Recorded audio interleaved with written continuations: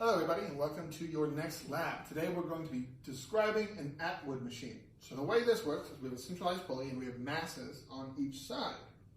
These masses are being pulled by gravity, but since they are equal, nothing's happening.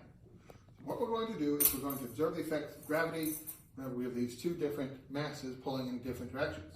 Incidentally, they're pulling in the same direction down, but the pulley sort of causes them to pull in different directions, right? So we have a scenario where we're going to put an equal amount of masses on them and then slowly transfer them over. So we have a bunch of masses here that I would put on them, or that y'all will put on them, and then they're composed of 2 grams. You would then transfer 2 grams over from one to the other. And every time that happens, it's going to cause, an imbalance of a net 4 mass. That net 4 mass is going to cause one to accelerate.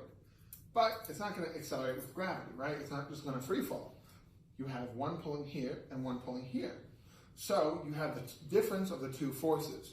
So they start out at 310 grams each. So let's say you transfer 4. So one becomes 312, one becomes 308.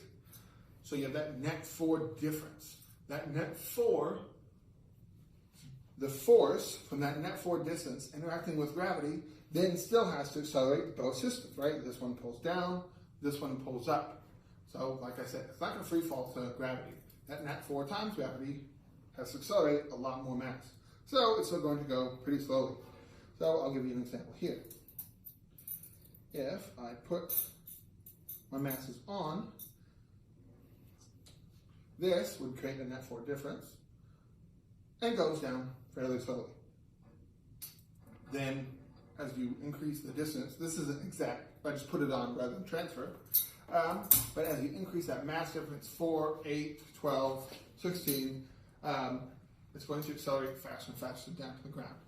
And then you're simply going to use equations you have in the lab to calculate the values it adds. But it's fairly simple. You have a mass difference, one falls slowly because it has to accelerate the entire mass. So it's not a free fall.